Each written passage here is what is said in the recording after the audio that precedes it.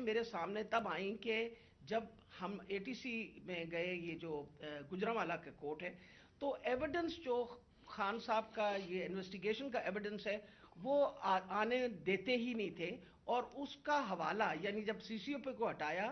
تو D G anti corruption کو دے دیا گیا، جو چیف انویسٹیگیٹنگ آفیسر تھا جس کا نام انور شاہ صاحب تھے، ان کو انہوں نے پہلے کیا کیا کہ اس کو او ایس ٹی کر دیا، اور اس کے بعد جو ڈی جی تھا اس نے سارا ریکارڈ جو ہے اس کو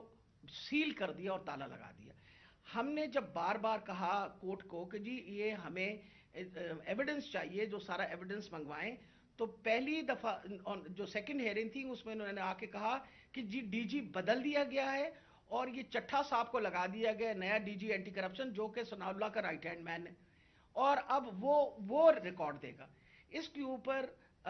جج صاحب نے غصہ کھایا اور انہوں نے کہا کہ میں اب اپنے پروسیکیوٹنگ آفیسرز بھیجوں گا۔ انہوں نے اپنے پروسیکیوٹنگ آفیسرز بھیجے، اور پروسیکیوٹنگ آفیسرز نے جب وہ کمرہ کھلا اور تالا کھلا تو دیکھا گیا کہ ایویڈنس سارا غائب ہو چکا ہے، اور چند صفحے 11 صفحے رہ گئے تھے اس سارے ایویڈنس کے، باقی سارا کچھ چوری ہو گیا۔ اور یہ بات کا انکشاف خود ہی ڈی جی نے بھی کیا اور اعلان بھی کر دیا کہ اب میں